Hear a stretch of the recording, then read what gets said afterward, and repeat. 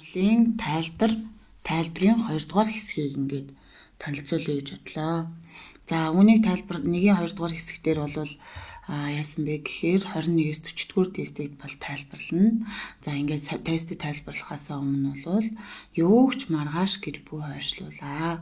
Энэ цаг хугацааны үн цэнийг мэддэг хүний давуу тал бол энэ юм байна. За ингээд Лабуле гэдэг хүн бол үгийг болсон юм байна. За ингээд соёлын тайлбар болгон дээрээ тодорхой хүмүүсийн хэлсэн үгнүүдийг бол ингээд маш сайн үрдө дэвтэр дээрээ бичиж аваад ингээд яг үйл амьдралдаа хэрэгжүүлж сурах үйлстэй хэрэгжүүлж яваараа. Өөрөөр хэлбэл өнөөдрийн үдсэн хичээлийг яг өдөрт нь л өөрийн болгох хэрэгтэй. Хойш нь бүү тавиулаарай гэдэг энэ ойлголтыг өгөхийг хүслээ. За аль нэгдэл нь хамгийн өндөр буслах зэгтэй вэ гэж асуусан байна. За тэгэхээр буслах температурын зөв тогтлыг ажиглах юм бол бид буслах температурыг юунаас харж үзэж болох вэ гэвэл молекул хоорондын хүчнээс нь бол тухайн нэгдлийн буслах температурыг бол бас мэдэх боломжтой байдаг. За жишээлбэл эхний нэгдэл бол захын байрлалдаа карбоник бүлэг орсон байгаа учраас энэ бол альдегид байна тийм ээ. Тэгэхээр CH3, CH2, COH гэсэн энэ нэгдэл бол яах вэ гэвэл альдегид байна гэсэн үг. За тэгэхээр энэ бол нөгөө туйлтай ковалент холбоотой нэгдэл CO бүлэг энд байгаа учраас энэ бол диполийн хүчээр бол холбогдно. Диполийн хүч. За харин ацетон муу ялгаа байхгүй CH3, COH гэж юм те. CH3 гэж юм те. За тэгэхээр энэ дээр бол кетоны бүлэг бол ороод ирсэн байна. За тэгвэл энэ мөн ялгаа байхгүй ямар хүчээр холбогдох вэ гэвэл туйлтай ковалент холбоотой CO бүлэг ороод ирсэн байгаа учраас энэ бол диполийн хүчээр холбогдно. За дараагийнх нь бол спирт байна. За спирт бол A, B тэгнийн байна. C бол спирт байна. Гэхдээ молекул масс нь нэг спиртийн молекул нь нөгөө спиртийн молекулуудтай устөрөгчийн холбоо үүсгэдэг.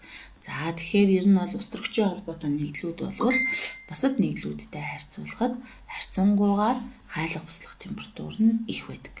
За энэ бол ямар холбоотой вэ гэхээр устөрөгчийн холбоотой юм байна.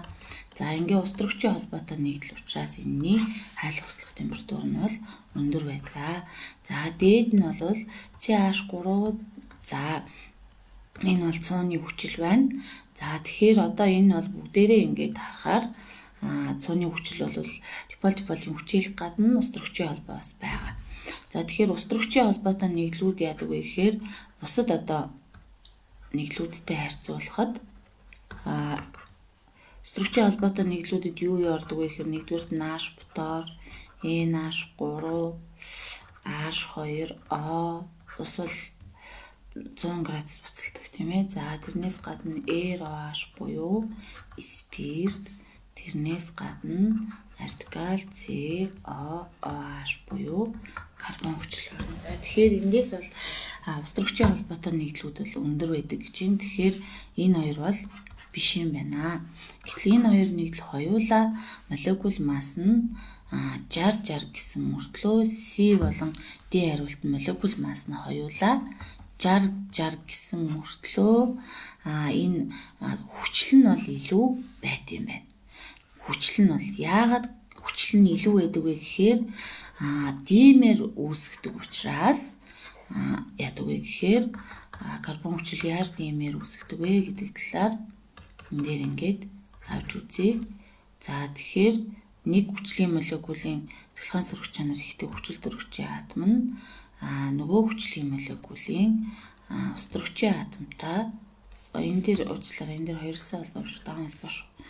За ингээд нөгөө хүчлийн молекулын устөрөгчийн атомтай ингээд димер бүтэц үүсгдэг учраас за ер нь бол ингээд л ойлгож димер үүсгдэг учраас молекул хоорондын хүч нь бол харьцангуйгаар ямар байх вэ гэвэл өндөр байна гэж ойлгоорой хүүхдүүдээ. Молекул хоорондын хүч нь устөрөгчийн холбоотой байдаг учраас энэ бол яадаг вэ гэхээр одоо хайлах цэг нь бол харьцангуй бишээ буцлах цэг нь бол харьцангуй өндөртөө байна гэж үзээд ингээд D хариултыг бол бүгдээрээ авч үзнэ гэсэн үг. За дараагийн тест нь юу гэсэн бэ гэхээр 22 тон бол C хэд A хэд бол хэдэн яндын одоо изомертэй вэ гэж асуусан байна. За үүнийг хийхийн тулд бүгдээрээ доор нь дахиад шинэ хуудас нээж хагаад хийж үзье. За ингээд шинэ хуудасд нээгээд C4H8 O2 гэдэг нийлмэл эпир. За тэгэхээр нийлмэл эпирийн ерөнхий томьёо ямар байдаг вэ гэдэг ингээд аваад үзэхээр 22 дугаар тест нь артикал C O артикал. Артикал гэдэг чинь бол C шүү дээ. За тэгэхээр нүүрс төрөгчийн атомыг илэрхийлж байгаа C. Ерөнхий томьёо нь хансан хамаагүй ароматик гэдэг англи шүү дээ. Тэгэхээр энэ дээр бол 4 C-тэй. Тэгэхээр ер нь бол нийлмэл эпир гэдэг бол яах вэ гэвэл энэ дан холбоотой O-гийн энэ талд C-ийн атом орчдөг байхгүй. Тэгэхээр энэ дээр бол нийтдээ бол 4 C-тэй байгаа учраас энэ C-ийн 4 байна. Тэгээ H нь бол 8 байх ёстой гэдэг аваад үзэхээр энд бол H3 байна. Энд H2 байна.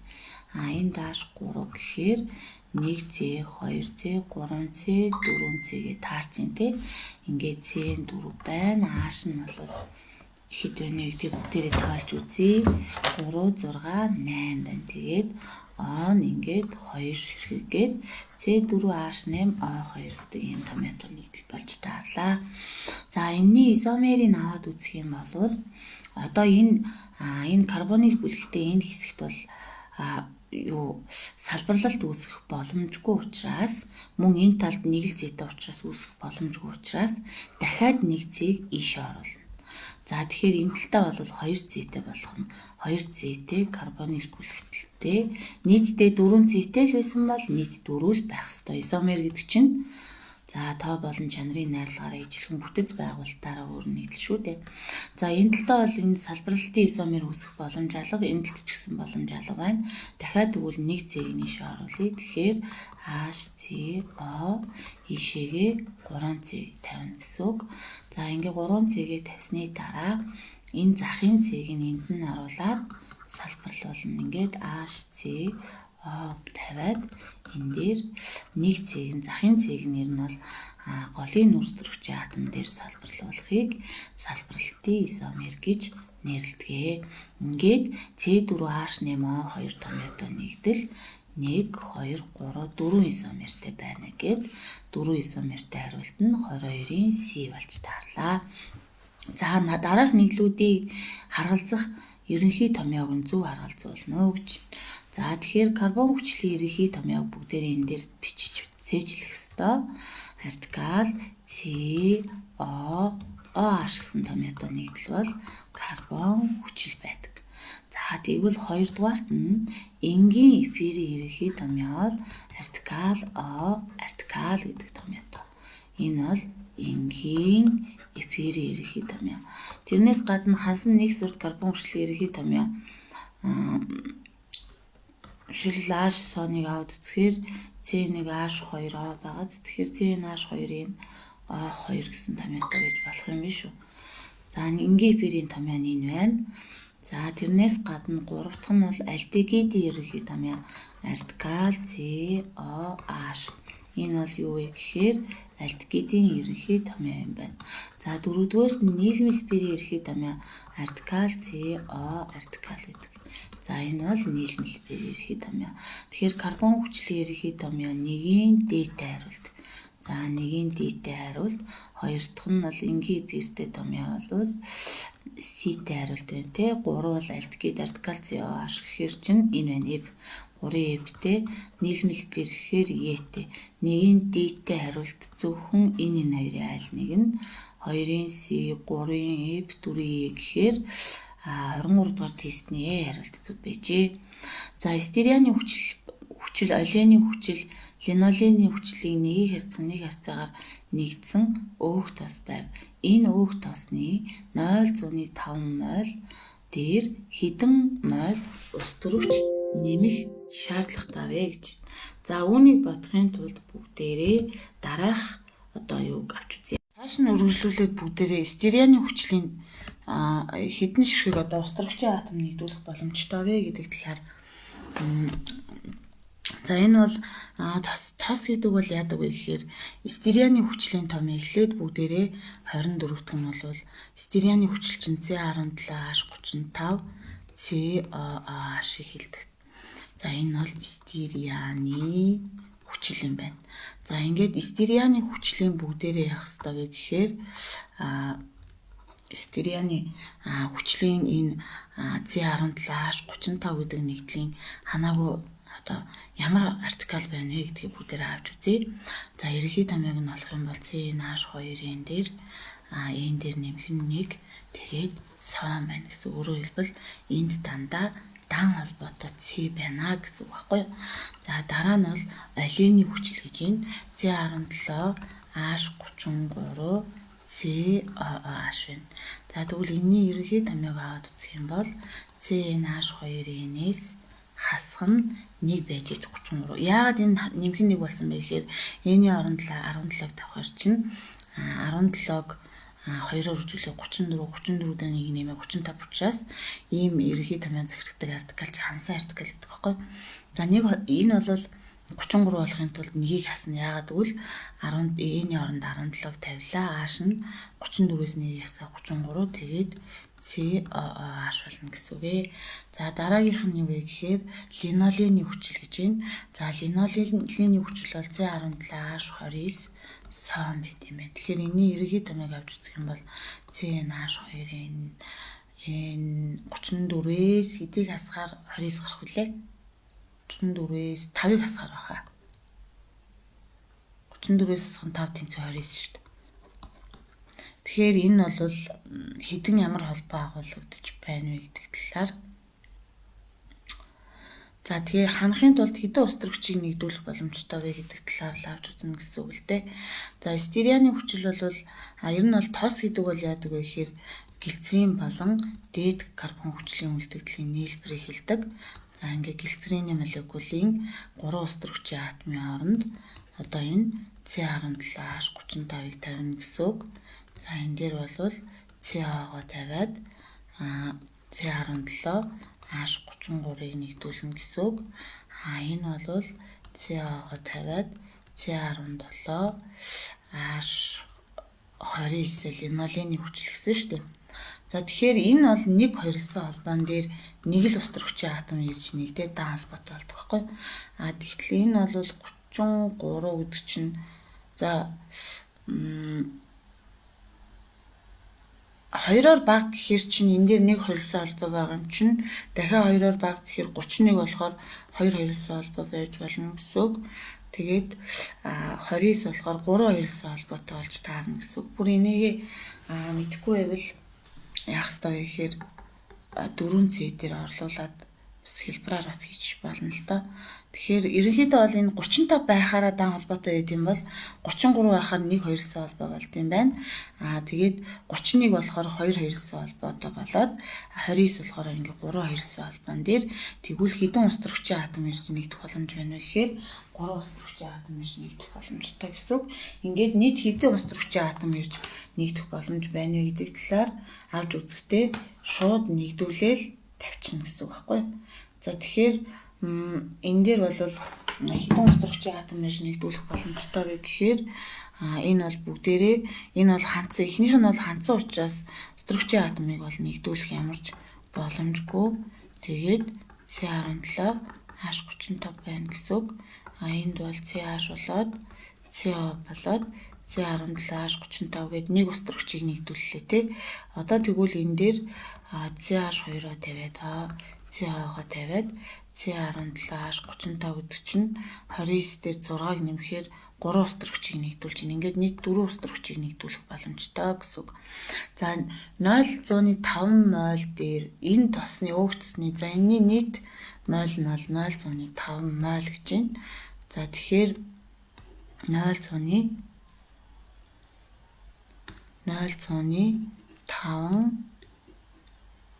мол болно гэсэн үг. За энэ бол мол байхаараа өмнөх коэффициентийг авдаг. За ингээд энд бол 1 мол байна гэсэн үг.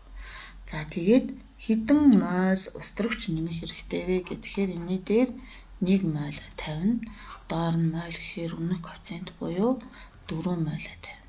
За ингээд 0.5 моль тос чинь x моль устөрөгчийн атомыг нэгдүүлдэг юм аа. Тэгвэл 1 моль тос чинь 4 моль устөрөгчийн атомыг нэгдүүлдэг. Ингээд x болохоор 4 5-ын 20 гэхээр 0.2 моль устөрөгчийг нэгдүүлэх ёстой гэд 24-ийн аль нь болов вэ гэхээр 24-ийн болохоор b болж таарлаа тийм ээ. 24-ийн бол b болж таарлаа. За ингээд 24-ийн бүгдээрээ b хариултыг дуулж батгаар байжээ. За ингээд 25-ыг бүгдээрээ хамтдаа хийхийн тулд энийг устгая. За ингээ 25-ыг хийхдээ нүүрс төрөгч, ус төрөгч, хүчил төрөгчөөс тогтох 6 мг нэгдлийг бүрэн шатаасан гэж юм тийм ээ. За тэгэхээр анх бол нүүрс төрөгч болон ус төрөгч мөн хүчил төрөгчийн атомоос тогтсон юм нэгдэл байжээ. За энийг шатаасан чи O2-той уралд оруулаад бүх органик нэгдлүүдийг шатаахад CO2 болон усыг үүсгдэг тийм ээ. За энэний дээдлэлт бол 8.8 мг.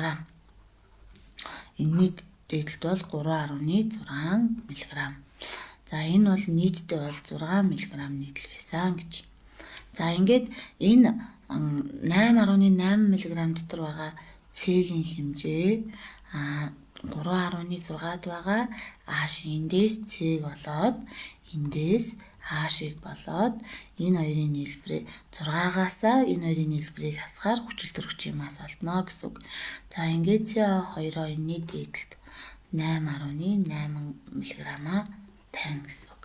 Доор нь молийн масс нь болохоор 12 дээр нэмэх нь 16 2-оор үржүүлээд 32 гэдэг чинь 44 г мойл болно гэсэн үг ээ.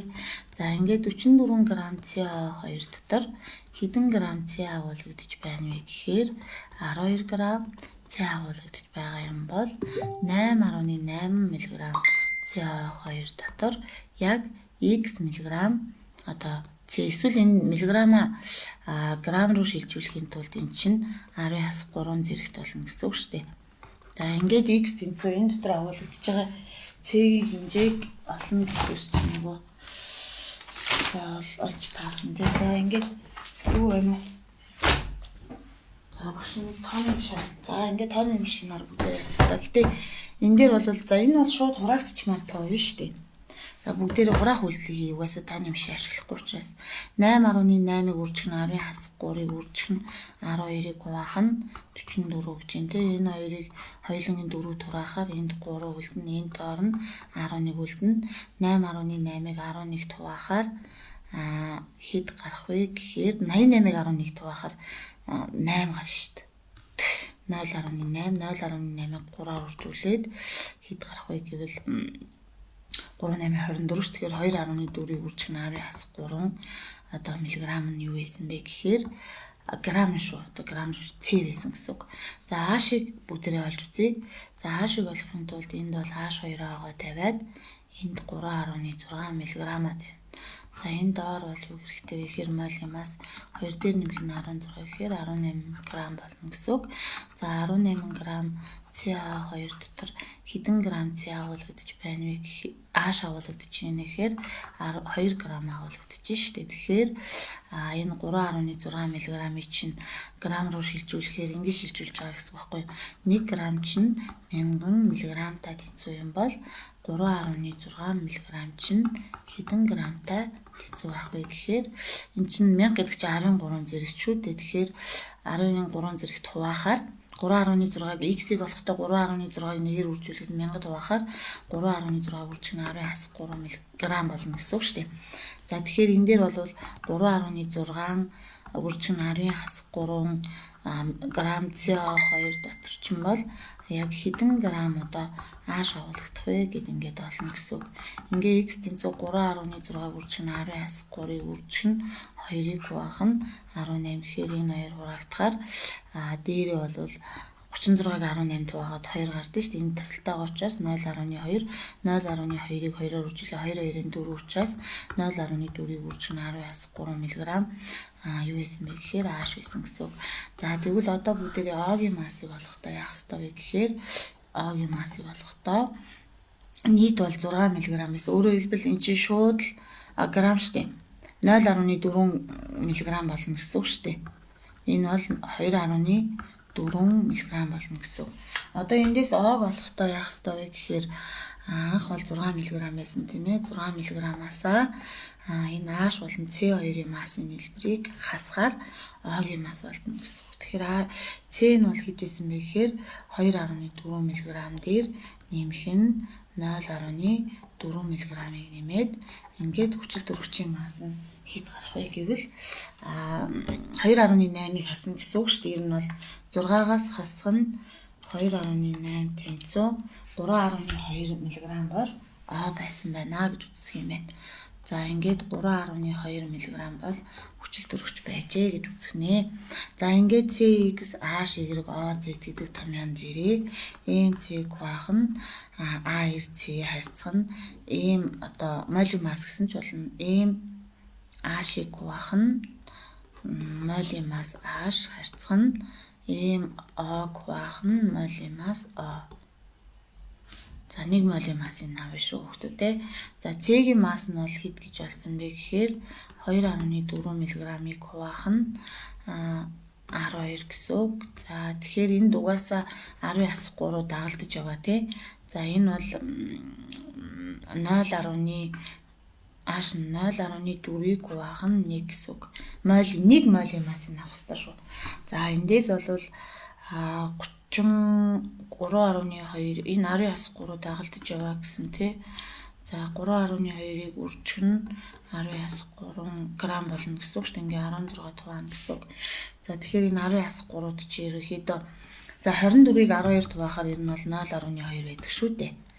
За тэгээд 0.4-ийг 1 туваахаар угаасаа л 0.4 чи өөрөө гарна. За 32-ыг 16 туваахаар 2 гарна. Энэ тасалтай байгаа учраас 0.2 үржих нь 10-3 гэсэн. За энийг бол энэ 3 тооны 0.2 0.4 за тэгээд 0.2 гэдэг тоог багтна маань гэхээр 0.2 туваана.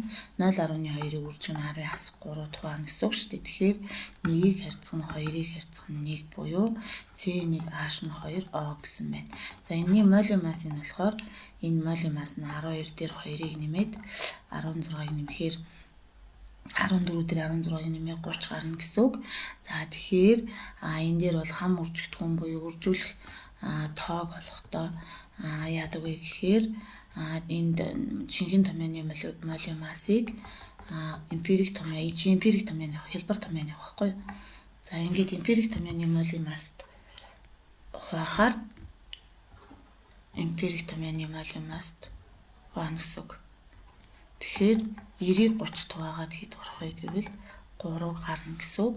Өөрөөр хэлбэл энэ CH2 O гэдэг тоогоо 3-аар үржүүлж өгөөд C1 H-ын C3 шүү. Энд 1-ийг 3-аар үржүүлээ 3, 2-ыг 3-аар үржүүлээд 6. Тэгээд O3 гэдэг томьёотой C3H6 O3 гэдэг томьёотой A хариулт болцоо байсан байна гэж үзнэ гэсэн үг ээ. За 25-ын A болж таарлаа. Одоо бүгдээрээ 26-аар үзье. За 26-аар тестийг хийхийн тулд бид нар аль нэгдлийн шүлтлэг йодын усан усмалтаа шар өнгийн тундас үүсгэх вэ гэж асуусан тест байна.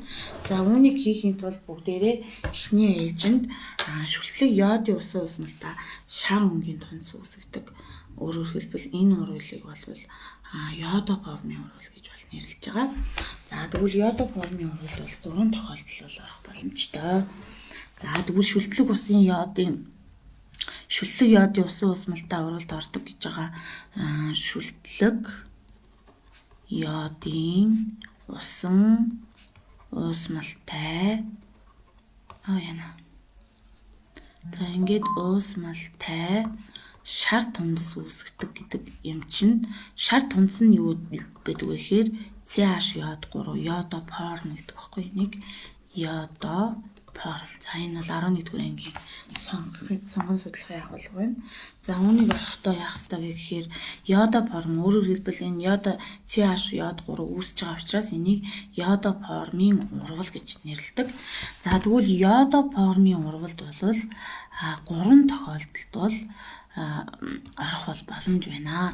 За нэгдүгээрт нь яах ёстой вэ гэхээр CH3 бүлэгтэй мөртлөө энэ дээр хажууд нь 2 дахь спиртийн хажууд талд ийшээгээ хідэн C байсан ч хамаахгүй. Энэ артикал гэдэг чинь C шүү дээ. За энэ бол нэгдүгээр тохиолдол нь йодоформ буюу йод 2 болон натрийн OH-той уралд орохороо энэ нь ерөнхийдөө йод чинь эсэлтүүлэгч болт юм байна. За ингээд эсэлтүүлэгч болохоороо энэ юг спиртийн 2 дахь спиртийн энэ одоо хэсгийг бол кетон болгож хувиргадаг. За ингээд кетон болж хувиргасанд нөхцөлд энэ бол шууд йодоформын урвалд бол ордог.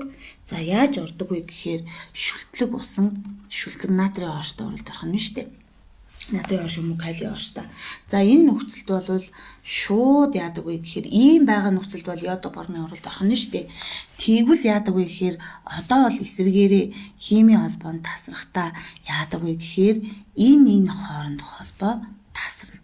Тэгээд энэ дээр юу үүсдэг вэ гэхээр энэ тасраад CH та болоод йод 3 гэдэг хатуу шар өнгийн тундас бууд юм байна. Шар өнгийн тундас буугаад яг энэ хэсгээс явъя. Артикал эндээс эхлээ артикал COO натрий болт юм байна. CO хасах гэсэн ч болно. Тэгээд натрийн нэмэгдсэн нэгтэй онтой нэгдээд карбончлын натрийн давс үүсдэг байна. За нэгдүгээрт нь бол 2 дугаар C дээр одоо OH та тэгээд энэ дээр CH3 та байх юм бол гэхдээ энэ дээр 3 дахь спирт болохоор орох боломжгүй болчихно гэсэн үг. За 2 дугаар тохиолдол нь бол яах вэ гэвэл энэ карбонийл бүлгийн хажуудлын C дээр заавал CH3 бүлэг байх ёстой. Тэгээд дээрэс нь энэ дээр артикал нийшээгээ хідэн C байж болно.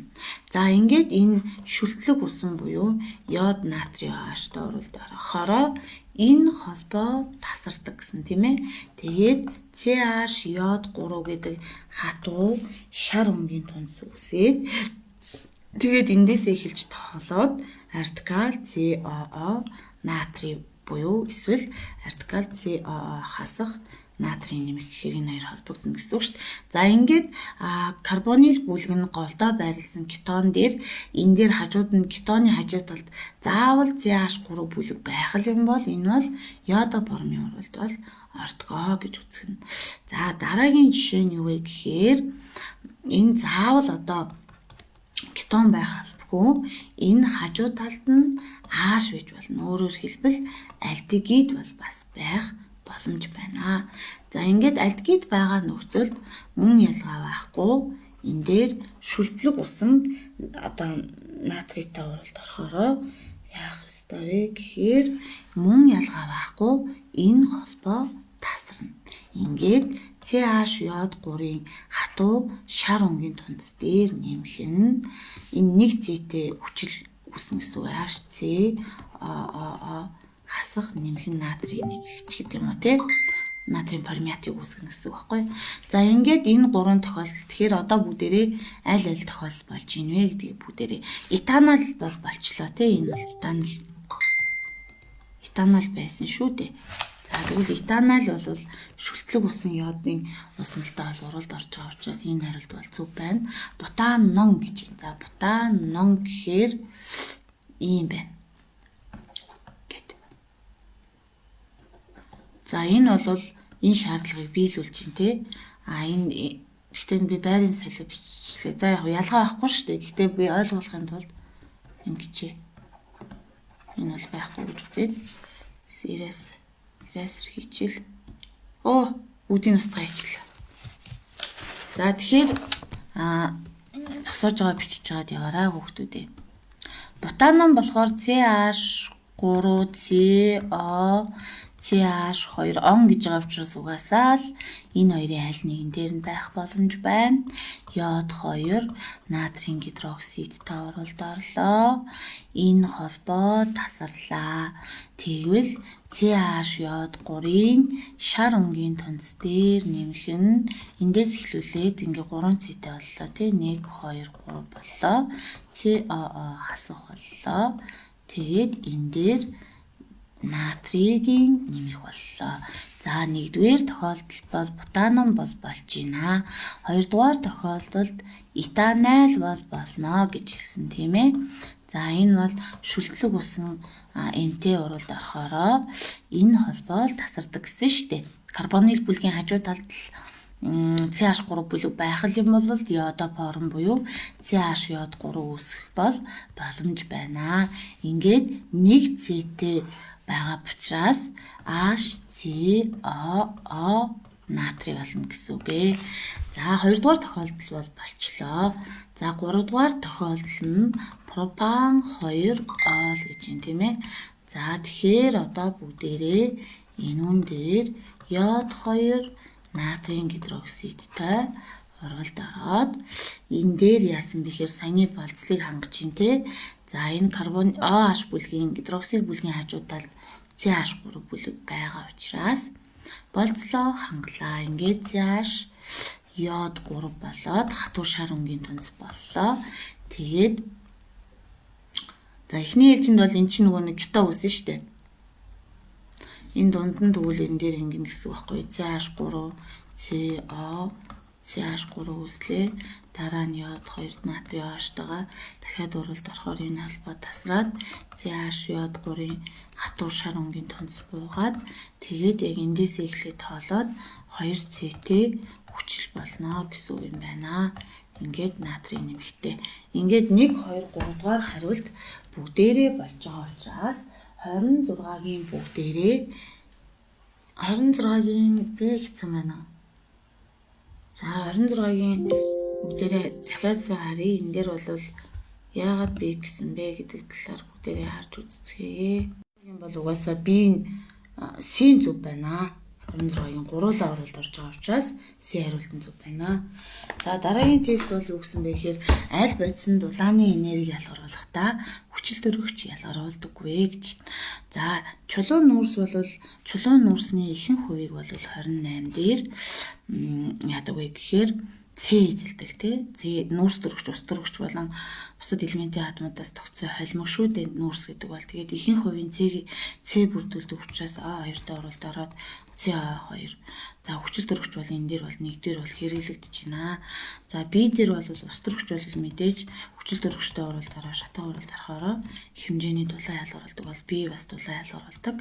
За байгалийн хийний 80-90% бол метан бүрдүүлдэг учраас шатаа оролд ороо CA2 болон усыг үүсгэдэг гэж үзнэ. За D бол уран бол 92-238 бол цэцэр гэдэг элемент учраас энэ бол дулааны энергийг ашигладаг учраас энэ дээр бол D хариултан зүг байжээ. Дараах хурвлыг төрөлтөнд зөв харгалзуулна гэж байна. За органик хийм бол нэгдэх солилцох хурвал гэж байдгүй. Тэгэхээр энэ бол халах хурвал бол орж байна. Энэ бол элемент буюу ялгаруулах хурвал 2-ын D байна. Гуравт нь бол эсэлдэг хурвал гэж байхгүй нь. Ингэж ирж штэ. Ингэж ирж.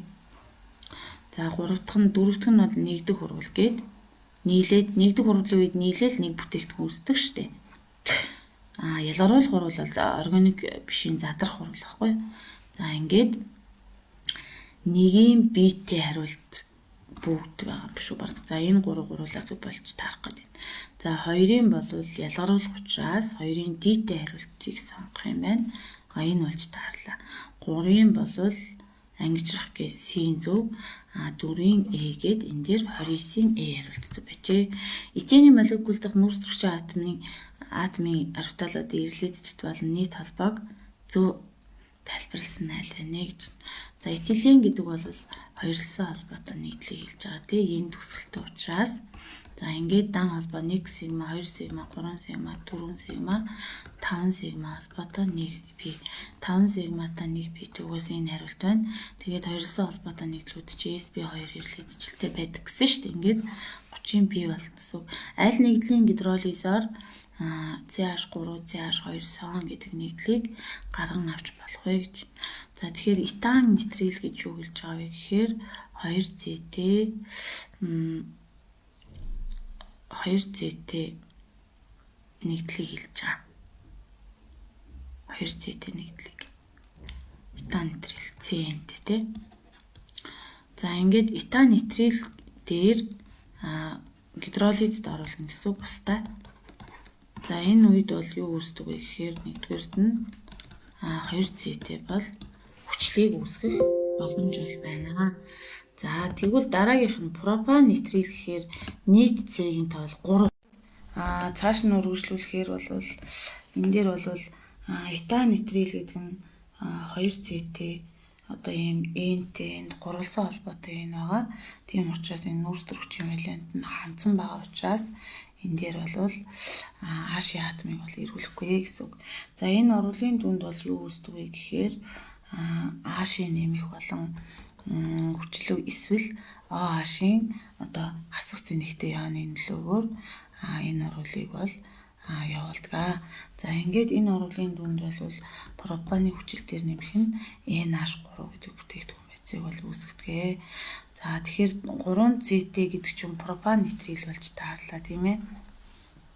За тэгэхээр пропан нитрил гэхээр 3CT мөртлөө NT гурвалсан холбоотой NT нэгдлийг пропан нитрил гэж нэрлэх юм байна. 1 2 3CT байна. Пропан гээд энтэй байвал нитрил гэх юм. За энэ бол пропан. За гэхдээ энэ агуулгуудыг бол онлыг нь үзсний дараа бол ингэж тест ажиллавал илүү үр дүнтэй байдаг байгаа шүү. За онлыг үзээгүй нөхцөлд энэ бол шууд бас тийм амар бас тогтчдаг зүйл бол биш байгаа. За ингээд H-ийн нэмэх эсвэл OH-ийн хасах зэнэгтэй яаны нөлөөгөөр юу үүсвэ гэвэл 3CT болоод тэгээд энэ дээр NH3 гэдэг бүтээгдэхүүн байцыг үүсгдэг байна. За тэгэхээр энэ дээр бол бие хариулцаг байна. Метан нитрил гэхээр ийм болно гэсэн үг. За энэ гидролизд H-ийн нэмэх болон H-ийн хасахтай оролд орохоор за энэ оруулж тэнцээгүй ах шүү гэх юм. За энэ дээр хоёрыг тавих юм уу? 2 4 4 дээр 3 нэмээд 6. 4 дээр 3-ыг нэмээд олоо шүү дээ. 4 дээр 3-ыг нэмээд олоо. Энэ усны өмнө 2-ыг тавьж тэнцэх юм байна. За ингэсэн нөхцөлд бол 1CT хүчил буюу метаны хүчил үүснэ гэсэн үг.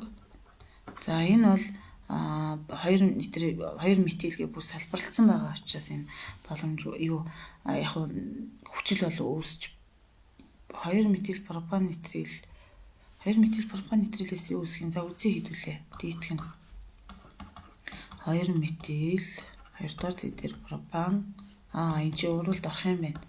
Гидролизд орлоо.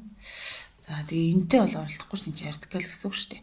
Энийг яг тэр чигт нь болоо тавьчихна. За тэгэнгүүтээ энэ дээр карбоксил бүлэг ирээд энийг уруулаад тэнцвэрлэх юм арчиж. За ингээ H нь 3 болоо H1 болоод H3 болоод энэ оруулын дүнд NH3 гэдэг юм бүтээгдэхүүн үүснэ гэсэн. Ингээ 31 бий болж таарлаа. Аль спирт нь калиен дихроматын хүчлэгжүүлсэн уусмалаар эсэлдэгч концентрацтай хөрхөн хүчлэлтэй дегидратацийн уралд ордоггүй гэсэн юм тестэй. За одоо бүгдээрээ энийг хийхийн тулд 32 дээр бол дегидратацийн уралд ордоггүй нэлвэ гэж асуусан байна тий. За 2 метил бутан 2 ол гэдэг чинь 4CT байна гэсэн үг. За ингээ 2 3 ингээд дэм метил бутан 2 ол гэж. За энэ нөхрийг нэг вэ шүү. H нь 3 багс та. За энийг эсэлдүүлж болно гэж байна. Эсэлдүүлж болно. Дегидратацийн уралд орох уу? Саалдна гэсэн үг шүү дээ. Энд хоёрсан холбоо ирнэ. Энд хоёрсан холбоо ирж болно шүү дээ. Тэгэхээр за A бол биш болж таарлаа. За Б-ийг бүгдээрээ харъя. За пропан 1 ол гэхээр юу гэсэн үг вэ гэхээр нэг юу вэ гэсэн үг. Энэ бол дегидратацийн уралд орох юм байна. дегидратац гэдэг чинь усаа алдах шүү дээ. Энд боломжгүй учраас энэ талд нь нэрнэ гэсэн үг байна. Тэгэхээр голдоо энэ дээр бол CH3-таа, CH3-таа, дээр H3 хിവэрэ байгаа. Энд хоёрсоо холбоогоо тэгэхээр энэ бол боломжтой байна тий. Усаа алдах хуралд гарах боломжтой учраас энэ хариулт бол биш болж таарлаа. За хариулт биш болж таарлаа. Дегидратацд орж байгаа учраас. За B хариултыг харъя. 2,2 диметил пропан 1 ол. Энд чи бас эсэлдэхгүй шүү дээ. Калиний дихроматор эсэлдэхээр энд кето бүлгээр нь гэхээр эн чинь валенти үед 5 болоод энэ эсэлдэх хуралд бол орохгүй. За 2,2,3 диметил пропан 1 ол гинэ. За ингээд энэ нөхрийг эсэлдүүлж болох уу гэвэл болно. Захта энэ голлын 3C бол за гүйцэд эсэлдэх юм бол карбон хүчил болон дутуу эсэлдвэл альдегид болдог шүү дээ. За энийг дегидратацийн уралд оруулж болох уу гэвэл болохгүй. Яагаад гэвэл энэ C дээр яах вэ гэвэл дегидратац гэхээр усаа алдахаар энд байгаа H чинь энд байгаа H-ыг аваад усыг ялгаруулна гэсэн үг байхгүй юу? За ингээ усыг ялгаруулахдаа яг ямар одоо C дээрээс ус ялгарсан бэ гэдэг дээрээ энэ дээр хоёрсоо холбоо ирдэг байхгүй юу? За ингээд энэ дээр хоёрсоо холбоо биччихээр энэ C дээр валенти үед бол хандсан байгаа байхгүй юу? Энэ C дээр 1 2 3 4 5 C-тэй болоод бишээ 5 холбоотой болоод энэ боломжгүй гэсэн үг. Тэгэхээр 32 юм бол B болж таарлаа. За C яагаад биш вэ гэд ингээд асуусан чинь 2 метил пропан 2 ол гэж юм тийм ээ. За энийг бол эсэлдүүлж болох уу гэвэл болно. Болохгүй. Дахиад 5 холбоотой болчих учраас боломжгүй. За усаа алдаж болно уу гэвэл болно. Усаа алдаж болно шүү дээ. Энэ дээр хоёрсоо холбоо ирчихэр энэ чи валенти хувьд бол болж шүү дээ. Тэгээд нэмэх нь ус үүсдэг. Ингээд B хариулт бол пентан 3 ол бол эсэлдчих болно. Бас дегидратацд ч орно. За энийг биччихье даа гэтлээ. Пентан 3 ол 3 дахь C дээр H гэсэн. Энэ дээр H3-таа, энэ дээр H2-таа, H-таа, H2-таа, H3-таа. За энийг эсэлдүүлэхээр калиний дихроматор эсэлдүүлэхээр энд кето бүлэг ирээд кетон цаашаа эсэлддэг учраас ингээд зогсчихно гэсэн үг. За ингээд дараа нь бол дегидратацийн уралд орохороо бас энд ч ирж болно, энд ч ирж болно. Тэгэхээр 5C-гээ бичингүүтээ энд хоёрсоо холбоогоо тавиад ингээд эндээс бол ус гэдэг бүтээгдэхүүн байцыг бол үүсэх боломжтой байх нэ. За нефтийн бүтээгдэхүүний тэгэхээр аль нь болж таарав 32-ын B болж таарлаа. За 33 дахь нь нефтийн бүтээгдэхүүний найрлага хүснэгтэнд өгөгдсөн байна.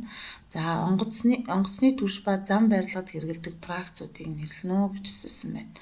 За тэгэхээр 33 дээр бол бид бүхэн юу гэж үзэх вэ гэвэл керосин болвол онгоцны одоо түлшин тэгээд мазут бол яасан бэ гэхээр зам барилгад бол хэрэгэлдэгэ гэд ингээд 33-ын бол C хариулт нь болж таарлаа. 33-ын C хариулт нь болж таарлаа. Тэгэхээр онгоцны түлшинд бол бензинийг бол хэрэглэхгүй шүү дээ. Бензин бол ерөөсөө автомашины түлшинд бол хэрэглэгддэг. Тэгэхээр ер нь бол онгоцны түлшинд бол юу хэрэглэгддэг вэ гэдгийг бид нар бол 10 дугаар ангийн сурагчдээсээ бол унших боломжтой. За тэгээд энэ дээр бол керосин бол яадаг вэ гэхээр төвлөрсөн халаалтын систем болон онгоц тэрэлт төлгүүрийн түлшээр хэрэгэлдэг. За ингээд энэ керосины бол яадаг вэ гэхээр юу яд юм бэ? Онгоцны түлшээр хэрэгэлдэг. Мазут бол замын хар хийхэд хэрэгэлдэг. За ингээ органик нэгдлүүдийг нэрлэнэ үү гэдэг ингээд юм тест байна. За энийг нэрлэхдээ яасан бэ гэхээр 34 дээр энд 1 2 3 4 цэтэй. Гэхдээ энэ нэг ааш нь илүү бичсэн болоо. За ингээ холдоо бол 4 цэтэй байна. Энэ дээр 2 салбатай, энэ дээр CH3 бүлэгтэй. За ингээд устөрөгчийн атомуудыг үзээгээд хаанаас дугаарлах боломжтой вэ гэхээр 1 2 3 4 гэхээр 3 метил голдоо 4 цэтиг бут 1-2-ын засар хоёрлсон холбоо байвал багыг аваад бут 1 yen гээд 3 метил бут 1 yen гээд ингээд 34-ийн бол B хариулт нь бол зөв байсан байна гэж үзснэ. За одоо бүгдээрээ 35 дугаар тест рүү оръё. За энэ нэгдэл нь калий H болон H боромтой тусдаа уруулд ордог. Эдгээр хоёр уруул нь ямар механизмаар явагдах вэ гэсэн юм тест байна. За үүнийг хийхин тулд CH3 CH гэсэн байна. Энэ одоо хоёрлсон холбоо байсан юм байлгүй. Тэгээд энэ дээр H байхгүй л байсан юм байлгүй.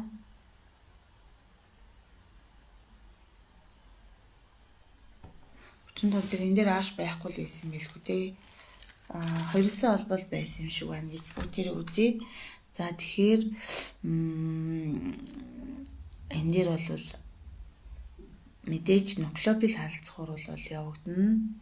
За тэгээд чөлөө вертикалийн халдцахур бол мөн үү гэвэл биш вэ. Энэ бол нэг энэ дээр угаасаа хоёрлсон холбоотой л гэж бодох юм байна. Хоёрлсон энд нэг H байгаа. Хоёрлсон холбоотой тэгээд CH хоёртой холоортой.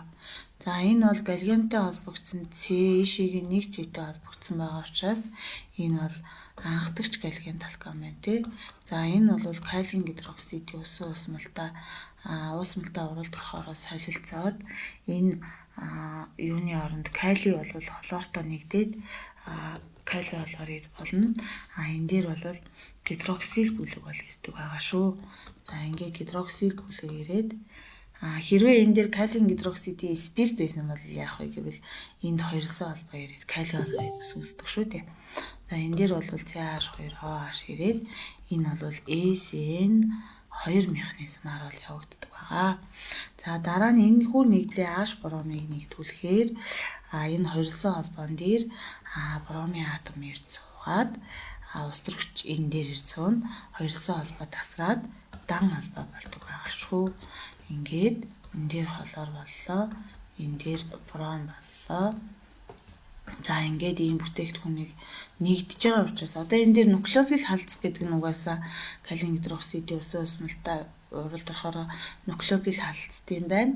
Гэхдээ энэ дээр нэгдэхүү одоо энэ дээр бол бүр механизмыг мэдэхгүй байгаа бол нэгдэх уруулд орж байгаа учраас энэ бол 35-ын бүгдээрээ C хариулт нь гэж үзэх нэ.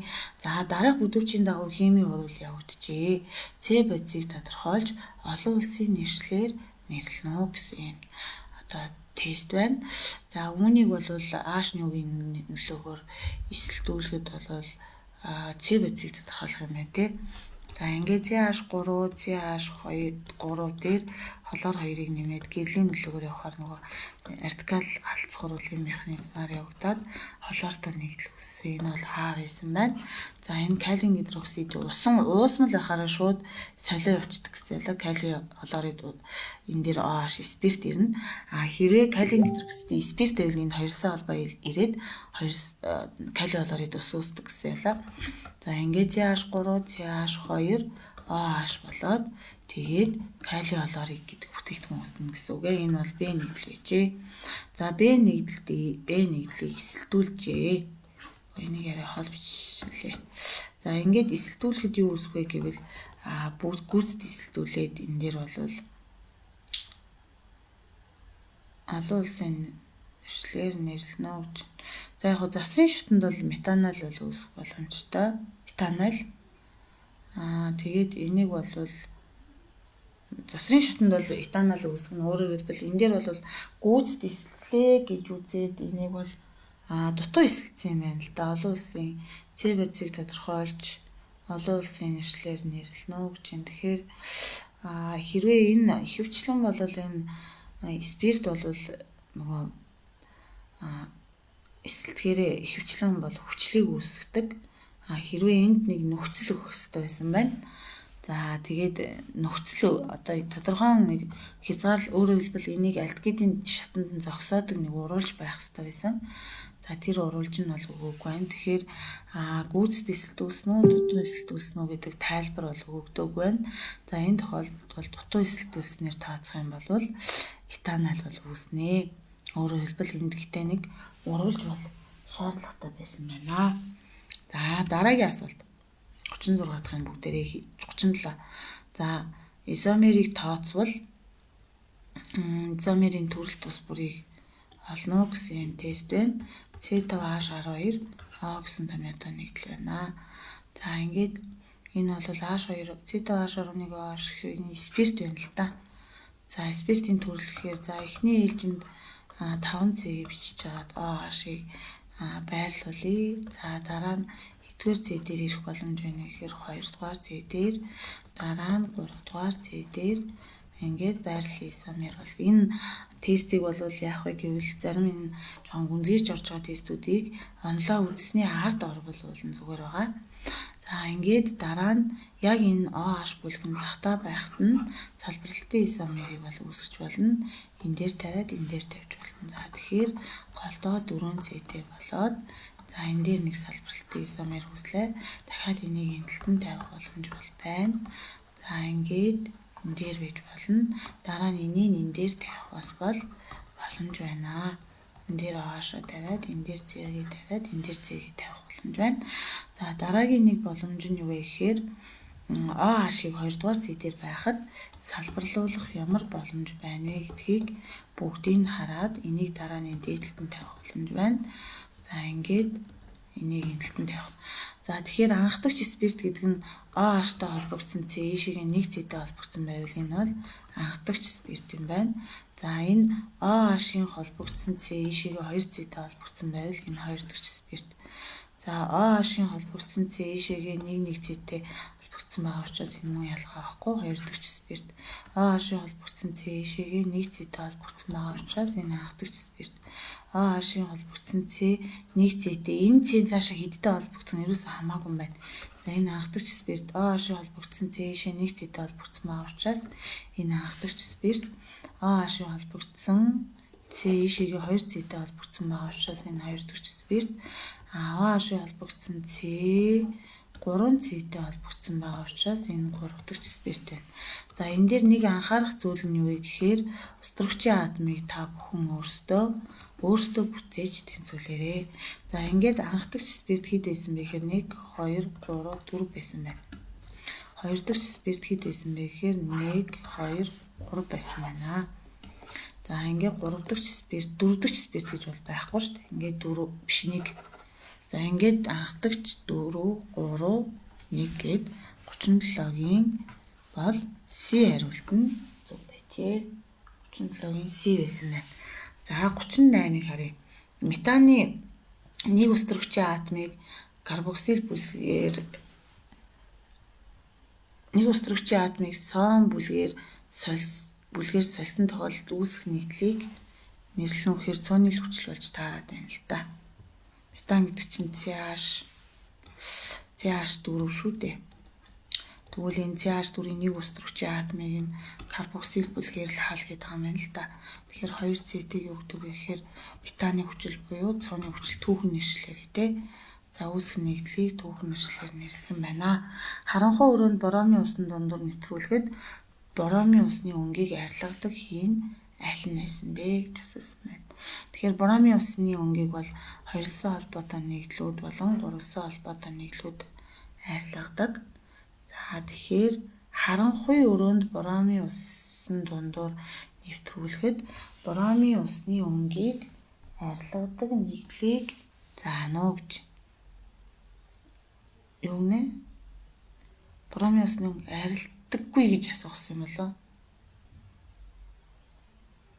Арилгадаг нь бол 4-5% л да. Боромын усны өнгийг харанхуйд чинь арилгахгүй шүү дээ. Арилгахгүйг нь сонгох юм байна. Тэгэхээр 39-ийн бол бүгдээрээ бол арилгахгүйг нь сонгож таарлаа. Цааш нь үргэлжлүүлэх юм бол энэ угаасаа ингэж юм байна. Боромын усан дундуур нэвтрүүлэхэд боромын ус өнг арилдаггүйг нь сонгох юм байна. Арилдаггүй нь гэхээр 1 2 3 буюу энэ дээр бол 39C арилдаггүй гэж хийх юм байна. арилдаггүй хийг сонгоно. Ер нь харанхуйч байсан гэрэлтэж байсан арилахгүй шүү дээ. Метайтан пропанчин ингээд C гэсэн үг.